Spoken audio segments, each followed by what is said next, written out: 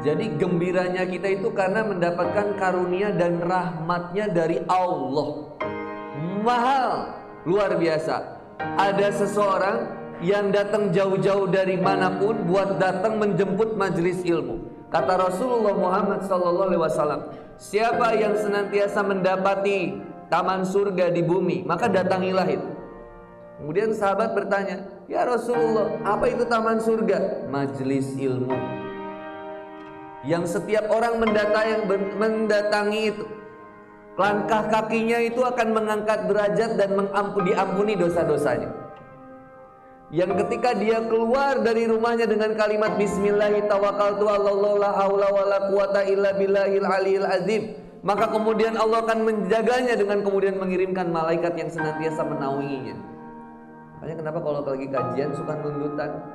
Karena ditantayungan sama malaikat. Jadinya teduh, lelah, sep. Innalillahi.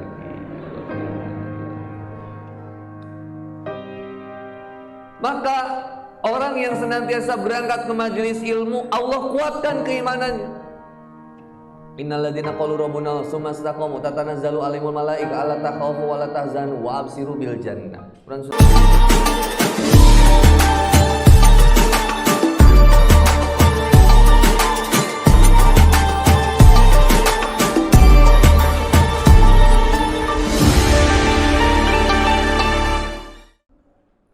Maka orang yang senantiasa berangkat ke majelis ilmu, Allah kuatkan keimanannya. Innalladzina qalu rabbuna tsumma istaqamu tatanazzalu alaihimul malaika alla takhafu wa la tahzanu wa absiru bil jannah. Quran surat Fussilat ayat 30. Orang yang senantiasa kemudian mempertegas dirinya. Innalladzina qalu rabbuna Allah, benar Allah Tuhan kami, nggak ada yang kita layak sembah selain daripada Allah. Maka kemudian setiap panggilan azan dia ikuti, dia sertai, kemudian dia datangi. Allahu Akbar, Allahu Akbar. Langsung benar Allah Maha Besar. Dia yang menguasai segala sesuatu yang ada dalam tubuh ini. Repot kita untuk menghitung berapa kali kita berkedip, nggak bisa. Pernah hitung nggak berapa kali kita berkedip? Berapa kali kita ngehuai? Ngehuai apa sih? Ngehuai. Ya apa gitu? Kan kata Nabi harus ditutup, nggak boleh terbuka, harus tahan. Karena dengan berbukanya mulut, kalau nggak ditutup bersamaan dengan itu masuk anak-anak setan itu ke sini. Bahaya. Kalau udah gitu harus di ruqyah. Caranya pribadi aja. Baca ayat-ayat Quran. Maka kemudian apa tadi cara mana?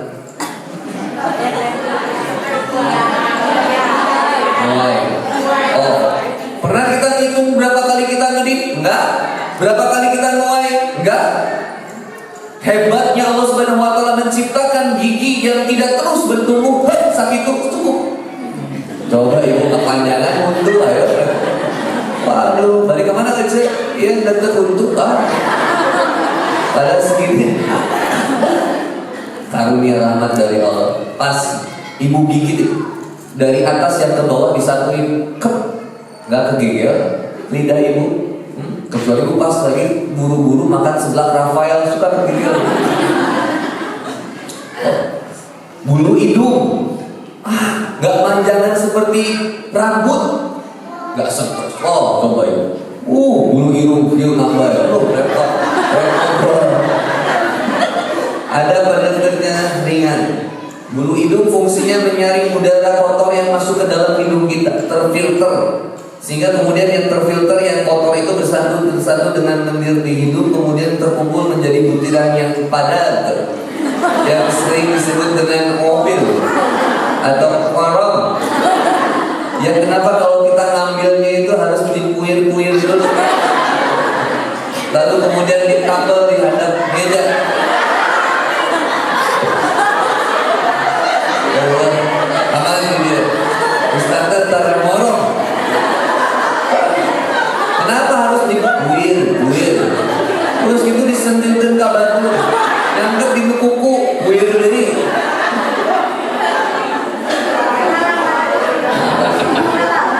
Pengalaman, every human gitu pasti. giliran pada coba kenikmatan bisa ngupil itu nikmat. Untung upilnya kecil, pun badak hese upil. Subhanallah, saya kalau tafakuri itu coba karunia dan rahmat dari Allah baik banget. Ibu nggak kumisan, bapak sudah tuh. Ibu gelis Raisa tahu penyanyi ya. Coba itu bagi saya kan lucu lah dia. Ya udahlah, tapi udah lewat juga ya itu kan. Kita bahas yang lain. Jisoo misalnya. Jisoo segelis-gelisnya Jisoo tapi kumisan bapak sokuma. Hidung dia. Hanya masih kan. Kalau wanita itu ada kumisnya itu kumis tipis romantis. Ya, seksi. Mohon maaf, ini sedikit jorok tapi bisa kita pikirin tafakur. Gagah laki-laki, tapi mohon maaf punya payudara repot coba. Ganteng tapi semua nggak maskulin tuh. Allah itu tepat memberikan kemaskulinan kepada laki-laki. Makanya Allah tuh murka banget di ayat Quran. Murka banget sama siapa? Orang yang LGBT, murka banget. Sebenci-bencinya itu kalimatnya beda di Quran. Nanti kapan-kapan kita bahas ya. Saya biar diundang lagi. Nah, berikutnya karunia dari Allah. Subhanallah. Tidakkah kamu memikirkan mohon maaf dari setiap tetesan sperma kemudian Allah menjadikan itu berbuah dalam rahim ibu, tumbuh berkembang besar. Mohon maaf, dari setetes bisa jadi segede ini. Coba ibu bayangin, dari setetes, dari ribuan sperma yang jadi kemudian kita. Jadi kayak gini, ini kita tuh pilihan. Berarti ibu tuh jangan merasa mudah putus asa. Saya apa itu udah rumah bubuk ranginan. Ibu dulu itu berjuang melawan ribuan sperma, dan ibu yang berhasil menyapai zigot gitu, di dinding rahim nempel sampai tumbuh berkembang, dirawat sampai ibu kemudian sekarang. Dan ibu sekarang sudah punya anak, ngerasain gimana ngelahirinnya, hamil. Asal itu kebahagiaan wanita itu hamil. Kenapa ada yang bilang free child, budak gratisan. Ya masih nggak pengen punya anak, aneh. Oh justru punya anak itu sarana ibadah. Buat siapa? Buat istri dan suami. Saya tuh paling semangat itu punya anak banyak itu. Sekarang punya anak 4, alhamdulillah. Paling kecil sekarang usia 4 bulan. Target saya kan 11. Nah, kan itu target pemerintah. 11 anak cukup.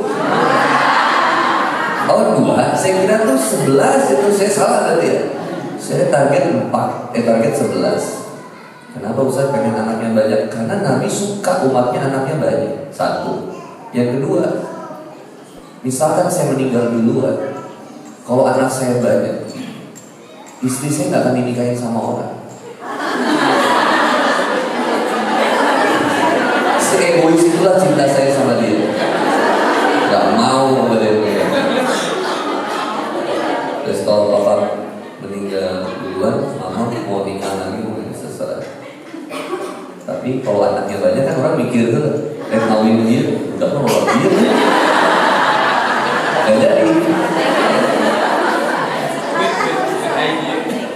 Tiba-tiba ditanya, tapi kalau aku duluan, mama bakal nikah, papa bakal nikah lagi. Naon sih? Enggak serius. Mesti kudu ditanya begitu. Itu kayak yang bercanda tapi ya pasti berat juga. Saya suka pikir berat begini, kalau saya tanpa istri, suami tanpa istri itu seperti harimau tanpa hutan. Nggak berguna gitu. Makanya kalau suami, mohon maaf ya, biasanya suami ditinggal istri, nggak lama meninggal, nggak kuat menghadapi kenyataan itu. Meskipun ada godaan-godaan dari janda bilang, saya balik lagi ya. Coba kita tafakuri karunia dan rahmat dari Allah, sayangnya Allah sama kita. Sebelum kita mensyukuri Islam sebagai kenikmatan, iman sebagai kenikmatan, itu gede banget. Maka kan Allah Subhanahu wa taala dalam Quran menjelaskan bahwa in ta'udhu nikmat Allah la tuhsuha. Kamu itu kalau menghitung nikmat Allah yang ada padamu, niscaya kamu tidak akan pernah sanggup untuk menghitung. Coba sekarang ini. Ibu lagi head, kan suami gak ada head. Laki-laki ada headnya gak? Nah, ibu punya head. Lagi head itu gak bisa apa? Gak bisa sholat, gak bisa baca Quran, gak bisa puasa. Banyak amalan yang gak bisa ibu kerjain. Tapi saking baiknya Allah, head itu datangnya dari siapa? Apa ibu minta head? Enggak, Allah yang hadirkan head. Saking baiknya dan tanggung jawabnya Allah. Ketika sudah head, ibu lagi head, amalan yang biasa ibu kerjakan sebelum head itu Allah tetap catatkan meskipun ibu sedang head. Paham gak? Ibu biasa ngaji, ketika head ibu gak bisa ngaji, Allah tetap catatkan pahala ngaji buat ibu. Saking baiknya Allah, baik banget. Itu karunia yang luar biasa. Maka betul fabi ayyi alaihi rabbikuma tukadziban. Maka nikmat dari Tuhanmu yang mana lagi sih yang mau kamu dustakan? Udah segitu baiknya Allah, kok kamu berani-beraninya mengkhianati Allah tuh gimana caranya? Kok bisa? Allah udah kurang baik apa? Bayangin, ibu pernah gak bapak baik sama seseorang, pengen bantu dia, malah dia mengkhianatin kita, pernah gak? Sering tuh. Bayangin, kita udah baik sama dia, kita jagain dia, kita bantu dia supaya dia keluar dari masalahnya, malah dia ngehinain kita, ngefitnah kita, bahkan mereka malah merugikan kita. Kalau ngalamin kayak gitu, gedek gak gitu? Gedek itu apa ya? Kesel gak? Kesel banget. Benci gak? Benci banget. Tapi pernah gak Allah benci sama kita? Allah tetap kasih rahmatnya sama kita. Bismillahirrahmanirrahim. Allah tetap kasih rahmatnya sama kita. Kamu masih tetap bisa nafas, kamu masih bisa pipis lancar, kamu masih bisa pup, kamu masih bisa high tooth. High tooth itu kan nada tinggi. Itu high tooth. Jadi dikurangi, masih bisa makan, masih bisa ngunyah, masih bisa mencerna makanan. Kadang kita makan habek, kita nggak pikir proses gimana gigi itu mencerna menghancurkan makanan, geraham, gusi, gigi taring merobek daging, gigi geraham melembutkan makanan, kemudian bersatu dengan air liur, lalu kemudian dimudahkan ketika ngeselele ke sini, apa sih? Mengalir ke sini, ke tenggorokan kita, lalu kemudian di sini direnca lagi. Coba itu browsing gerak, proses makanan menjadi kotoran. Itu hebat lagi kotoran. Ketika ibu pup, itu nggak semuanya ngabur rusut. Ini jijik tapi penting. So, ibu pikir-pikir, apakah semuanya ngaborolo, jemususna, lambungna? Khusus hanya yang itu yang keluar. Yang baru makan, misalkan ibu makan apa? Makan apel, itu baru diproses, nggak langsung ngeborolo keluar. Kayak ada mesin otomatis yang kalau yang udah busuk gitu, dan alat potongnya otomatis, pas. Ini coba pernah dipikir nggak? Halo, assalamualaikum. Kita jarang mentafakuri, jadinya nggak bersubur, sehingga sholat kita tuh sebenarnya kalau kita perlu, sholat kita ini kalau dari yang 5 waktu tambah sholat rawatib, tambah sholat tahajud pun kita nggak rugi, karena kenikmatan yang Allah beri sama kita itu banyak. Maka ada seorang tabi'in ulama itu dalam mimpinya kemudian minta dimasukkan surga kepada Allah dengan amal. Kemudian dihitunglah nikmat yang belum dia syukuri dengan amal. Ternyata dia harus masuk neraka. Kenapa? Karena amalnya itu tidak mencukupi untuk dia masuk ke surganya. Maka kemudian ulama ini bilang sama, ya Allah, jika begitu, tolong ya Allah, masukkanlah aku ke dalam surgamu karena rahmat darimu. Sayangnya Allah aja. Aku gak ada karena sayangmu aja Allah. Jangan karena amal saya. Karena amal kita ini gak seberapa. Berapa sering kita sholat, belum tentu diterima sholat. Tapi dosa sudah pasti dicatat, bener. Coba kalau ngandelin kayak gitu. Kadang ibu ngaji udah saya pengorbanan nih ngaji jauh-jauh pahalanya gede. Tapi kan dia ngomong ketiung banget. Tinggal ini saya ngomong kalau kita mentafakuri ya, masya Allah, nikmat Allah. Maka ketika Allah Subhanahu wa taala menjelaskan di Quran surat Yunus ayat ke-58, "Qul bi fadlillahi wa bi rahmatihi fa bidzalika falyafrahu." Wahai Muhammad, katakanlah dengan karunia Allah dan rahmatnya, apa yang paling besar? Iman dan Islam. Atas nikmat iman dan Islam yang saya telah berikan kepada, atas itulah kita harus merasa bergembira. Karena di sekian banyak manusia, the people in the world, kita orang yang terpilih mendapatkan hidayah atau nur dari Allah. Masya Allah. Dari sekian banyak woman, wanita di Tasikmalaya, ibu yang terpilih di antaranya untuk kemudian mendapatkan hidayah di hijab. Ada nggak orang Tasik nggak yang dihijab? Halo, assalamualaikum. Ada? Ada nggak orang Tasik yang wanitanya mengumbar aurat? Ada nggak wanita Tasik, mohon maaf, yang menjajakan tubuhnya?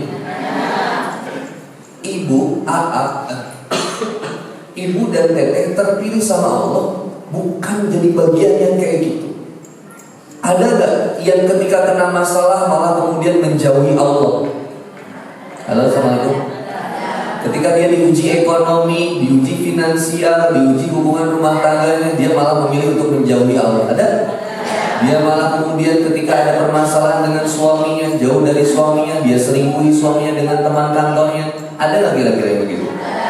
Kita, ibu, teteh, semuanya justru diselamatkan oleh Allah, nggak jadi bagian yang kayak gitu. Itu karunia yang hebat banget dari Allah. Itu baik banget Allah. Masya Allah. Saking baiknya Allah, bahkan apa? Sekarang dikasih hidayah untuk bisa melangkahkan kaki, menggerakkan motor, menghabiskan uang di jalan Allah, sampai bisa mau berlama-lama di Masjid Al-Muhajirin, duduk diam dengerin Hani Boni ngomong. Aneh banget. Ibu kadang mikir, lah kenapa saya di sini ya? Pernah mikir gitu kan? Nah, pernah merasa kehipnotis kan? Ketika saya bilang Assalamualaikum warahmatullahi wabarakatuh, tiba-tiba ibu, dia di mana orangnya?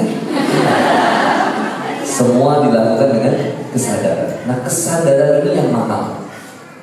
Mohon maaf, ada orang yang ketika belajar agama, semakin dia belajar, dia malah keras hati sama orang lain. Nganggap ini salah ini kayak gini gak bener, ini yang kayak gini gak bener, kamu ini salah. Saya justru ingetin lagi, saya itu setiap mempelajari agama, saya nggak pernah, kalaupun ada perbedaan itu kemudian membicarakan keburukan itu nggak diajarin untuk begitu nggak. Tapi yang selalu diajarkan guru saya, ketika kamu memperdalam agama, kamu tuh akan makin besar harap maklum dan kasih sayangnya sama orang tuh makin besar, nggak akan jadi rendah.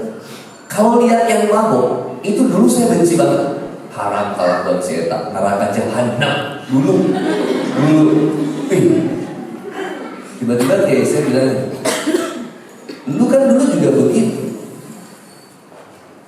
Cuma mikir katanya, kenapa kita gak melihat bahwa itu adalah kasih sayang dari Allah, kamu bisa mendapatkan hidayah.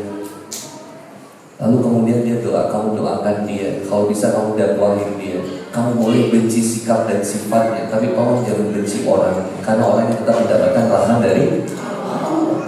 Apa alasan saya membenci dia? Tapi saya harus membenci sikap dan sifat LGBT. Saya benci. Kenapa benci? Karena Allah juga benci. Jadi saya membenci sesuatu, kita membenci sesuatu itu jelas, nggak asal-asalan. Ibu dengki sama tetangga, yang stres ibu atau tetangga? Halo, assalamualaikum. Kita dengki sama orang, yang stres orang atau kita? Dia nggak ngerasa, dia nggak tahu kalau dia itu lagi didengkin sama kita.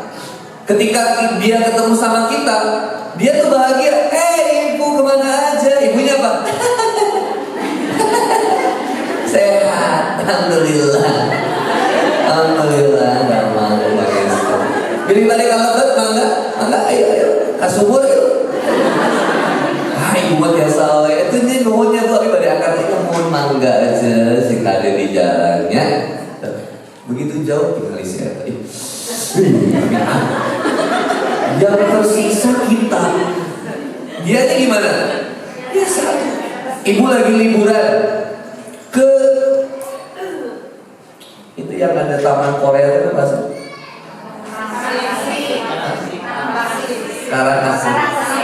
Karangasem. Wah, itu luar biasa. Tasik rasa Korea. Sampai foto si Jungkook aja di situ. Ternyata Jungkook itu orang Raja Polati, Cibendei, dari orang Cihaur Beauty. Fotonya ada di Karangasem.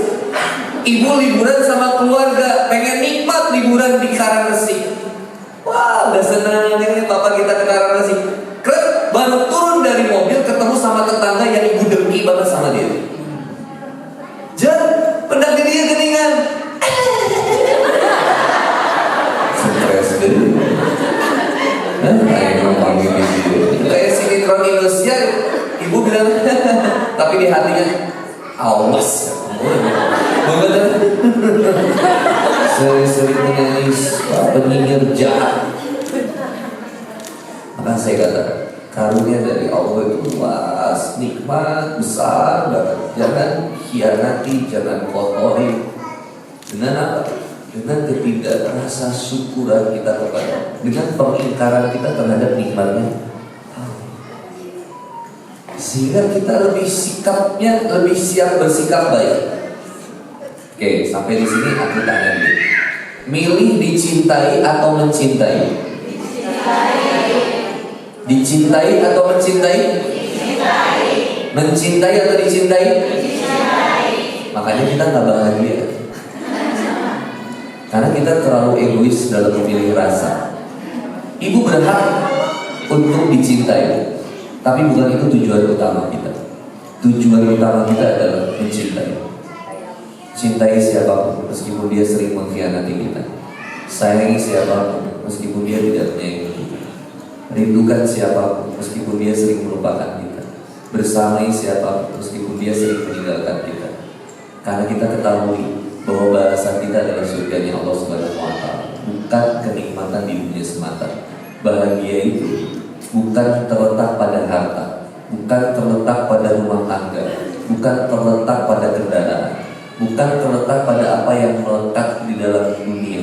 Tapi kebahagiaan itu berbicara tentang takwa dan cara pandang kita terhadap kenikmatan dalam beragama. Kenikmatan kita dalam beriman kepada Allah Subhanahu wa Ta'ala. Seandainya kenikmatan itu, kebahagiaan itu, cara pandangnya adalah dunia, maka kita akan mengatakan orang yang sholat subuh, bangun pagi-pagi, subuh-subuh ke masjid itu mereka tidak bahagia. Nah, dia harus melakukan itu untuk mendapatkan kebahagiaan. Tapi nyatanya kebahagiaan yang paripurna adalah takwa. Karena Allah Subhanahu wa Ta'ala memberikan karunia yang terbesar, rahmat yang terbesar. Bahkan ketika kita sudah beriman kepada Allah, tasdikun bil qalbi, iqrarun bil lisan, amal bil arkan, kita menjadi orang yang disayangi sama Allah.